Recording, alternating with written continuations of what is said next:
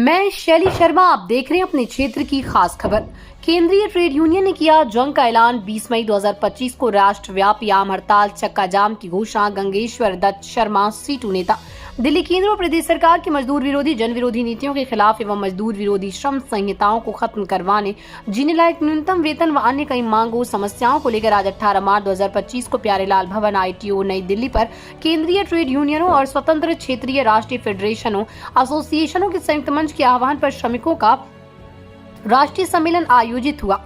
सम्मेलन में 20 मई 2025 को राष्ट्रव्यापी आम हड़ताल, चक्का जाम की घोषणा की गई। सम्मेलन को संबोधित करते हुए सीटू के राष्ट्रीय महासचिव कामरेड तपन सेन ने देश के श्रमिकों और आम लोगों के सभी वर्गों के सामने मौजूद बदतर हालात को रेखांकित करते हुए कहा कि एनडीए सरकार द्वारा अपनाई जा रही नीतियां मजदूर विरोधी, जन विरोधी हैं।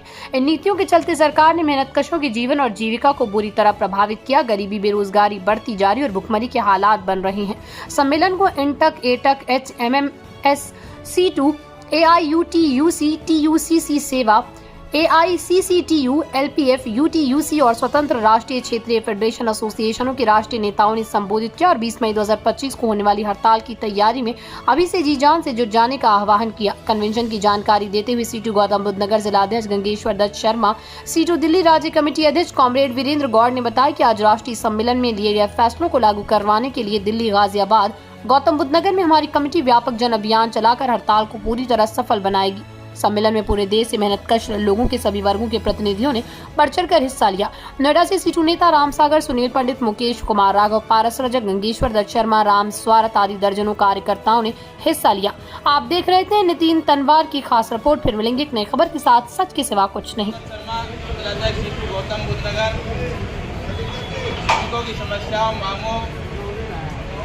केंद्र सरकार की मजदूर विरोधी, जन विरोधी नीतियों, मजदूर विरोधी लेबर कोड को लेकर के केंद्रीय ट्रेड यूनियन के संयुक्त कन्वेंशन प्यारेलाल भवन, ITO, नई दिल्ली पर आज हुआ है।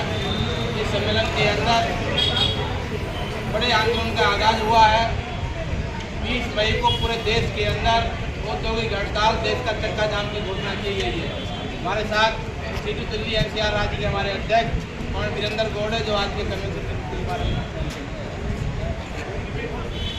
मतलब गुलामी का दस्तावेज मजदूर वर्ग की गुलामी के लिए मोदी सरकार और अपने पूंजीपति भाइयों के लिए फायदा पहुंचाने के लिए मजदूर वर्ग के विरोध में, पूंजीपतियों के पक्ष में ये 4 लेबर कोड सरकार के लिए आ रही है और संभव है कि अप्रैल में जो है ना सरकार इसको लागू करेगी। मजदूरों के राष्ट्रीय कन्वेंशन ने आज प्यारेलाल भवन की घोषणा की है कि 20 मई को पूरे हिंदुस्तान के सभी मिलकर सरकार की मजदूर विरोधी नीतियों के खिलाफ पूरी तरह से हड़ताल करेंगे। 20 मई की हड़ताल कामयाब हो। इंकलाब जिंदाबाद, जिंदाबाद, जिंदाबाद, जिंदाबाद, जिंदाबाद, जिंदाबाद, जिंदाबाद। क्या होगा? देश का चक्का जाम होगा, देश का चक्का जाम होगा। जिंदाबाद, जिंदाबाद। होश में आओ, होश में आओ। लेबर कोड रद्द करो, रद्द करो, रद्द करो, लेबर कोड रद्द करो, रद्द करो। क्या हम जो कह रहे हैं अपने दफ्तरों से लेके आए हैं आंकड़े? सरकार ने इस बार बजट पेश किया। बजट से एक दिन पहले सरकार का इकोनॉमिक सर्वे आता है और ये सालों से ये परंपरा है। वो इकोनॉमिक सर्वे जो इस बार आया पार्लियामेंट पे, खुद सरकार का इकोनॉमिक सर्वे क्या बोलता है कि 2017-18 में जो वेतन था मजदूर का 2023-24 में उससे कम हो गया। हम नहीं बोल रहे मिस्टर मोदी, तुम्हारा इकोनॉमिक सर्वे बोल रहा है। और उसमें क्या माना है सरकार के डॉक्यूमेंट ने, हमने इसके पहले पेज पे नोट किया है। ये हम आपसे इसलिए बोल रहे हैं, इसको पढ़िए, इस डॉक्यूमेंट को कैंपेन की तरह इस्तेमाल करिए, अपने भाषणों में इस्तेमाल करिए, जनता को समझाने के लिए करिए, मजदूरों के परिवारों को समझाने के लिए करिए कि हमें इन्होंने कहां पहुंचा दिया है। उस मजदूर वर्ग को जिसने अंग्रेजी राज के साथ लोहा लिया, जिस मजदूर वर्ग ने 19वीं सदी से अपने काम के घंटे की लड़ाई शुरू की, वो मजदूर जो अपने लिए भी लड़ा, अपने देश को आजाद कराने के लिए भी लड़ा, वो मजदूर जिसने अंग्रेजी राज में ट्रेड यूनियनों को कानूनी करार करवाया। हमारा ट्रेड यूनियन एक्ट 1926 का है। हमने बहुत से कानून अंग्रेजी राज में ले लिए थे और बाकी के कानून आजाद हिंदुस्तान में पार्लियामेंट के बाहर और पार्लियामेंट के अंदर की लड़ाई से हमने लिए। किसी ने भी हमें तश्तरी में कुछ नहीं दिया और इसलिए वो लड़ाइयां फर्स्ट प्राइम मिनिस्टर ऑनवर्ड भी ट्रेड यूनियंस लड़ती रही है और आहिस्ता आहिस्ता सरकारों से अपने हकों को हासिल करती रही है। इसलिए ये जो छीनने की बात है, आप उसको चुनौती दे रहे हो मिस्टर मोदी की सरकार, जिन्होंने इस देश के अंदर अंग्रेजों की जड़ों से उखाड़ फेंकने की लड़ाई को मजबूत किया था और आगे बढ़ाया था। इसलिए हम चुनौती देने के लिए आए हैं इस कन्वेंशन के जरिए से अपने कामों को आगे बढ़ाने के लिए। 10 साल से आंदोलन चल रहे अलग अलग, कान पे चू नहीं रेंगती है और हर तीसरी बार आने के बाद हर बार जब वो आए तो इनके तेवर और तीखे ट्रेड यूनियंस के खिलाफ हो गए और तीसरी बार आने के बाद जबकि ये निर्भर सरकार है, ये बैसाखियों में खड़ी सरकार है, यहाँ पर बिहार की वो पार्टी है और यहाँ दूसरी बगल में चंद्रबाबू नायडू लटकाए हुए हैं, उनके सहारे खड़ी सरकार के अभी इतना दम है, इतना घमंड है कि बोल रहे हैं हम हर हालत में लेबर कोड लागू करेंगे। तो फिर हम भी तैयार हैं, बैसाखियों पे खड़े हो तो देखेंगे बैसाखियां उखड़ती है या नहीं। हम तो तुमको उखाड़ने के लिए अपनी तैयारी करेंगे, हटेंगे नहीं पीछे, ये हम समझते हैं। और मजदूर वर्ग पे हमला, उनके अधिकारों पे हमला, जो आम आवाम की भी आवाज है, केवल मजदूर की आवाज नहीं है, वो हमला बहुत महंगा पड़ेगा। इस सरकार को ये हमें जताने की जरूरत होगी। इसलिए इस डॉक्यूमेंट में हमने उसका भी चर्चा किया है, जो कि इकोनॉमिक सर्वे की रिपोर्ट है, उसमें हमने ये फिक्र दी है कि जो पगार है वो कितनी ज्यादा कम हो गई। रोजगार केवल 1.5% बढ़ा, लेकिन कितनी पगार पे काम कर रहे थे हमारे मजदूर? 203 रुपए से 242 रुपए मर्द के लिए और 128 रुपए से 159 रुपए महिला के लिए। वो एक तरीका का लूट मार के प्रक्रिया चालू कर दिया है, जिसमें कोई नियम नहीं है, कोई लॉजिक नहीं है, सिर्फ मुट्ठी भर एक चेटिया पूंजीपतियों के लिए देश को, संपत्ति को लूटना है, मारना है। और ये प्रक्रिया जितने दिन जा रहा है उतना बढ़ते जा रहा है, जो एक भयंकर संकट खड़ा कर दिया जमीनी स्तर में। रोजगार घट रहा है, बेरोजगारी का संख्या बढ़ रहा है, लोगों को रोजगार लगातार घटते जाते। आज का डेट में कोरोना समय में जो गिरावट हुआ था उसको भी मेकअप नहीं कर पाया। देश के आर्थिक समीक्षा, सरकारी समीक्षा, उसने ये बात को स्वीकार करने में मजबूर हो गया, छिपा नहीं पाया। और एक ही साथ उसी पीरियड के अंदर बड़े बड़े मुट्ठी भर पूंजीपतियों का जो मुनाफा वो पिछले 15 साल से का रिकॉर्ड कायम किया, जो इतना ऊंचा हो गया, इतना ज्यादा कमाया। तो बेरोजगारी बढ़ रहा है, रोजगार वाले को रोजगार घट रहा है और मुनाफा बढ़ रहा है। ये प्रक्रिया क्लियरली एक लूट के राज को प्रतिष्ठा करने के और मोदी सरकार की जो जर्नी इसको साबित करते हैं। और ये लूट के राज को चालू रखने के लिए वो जनता को अधिकार को नोचना चाहते हैं। जनता का अगर अधिकार रहेगा तो मुश्किल है लूट मार के राज चलाना।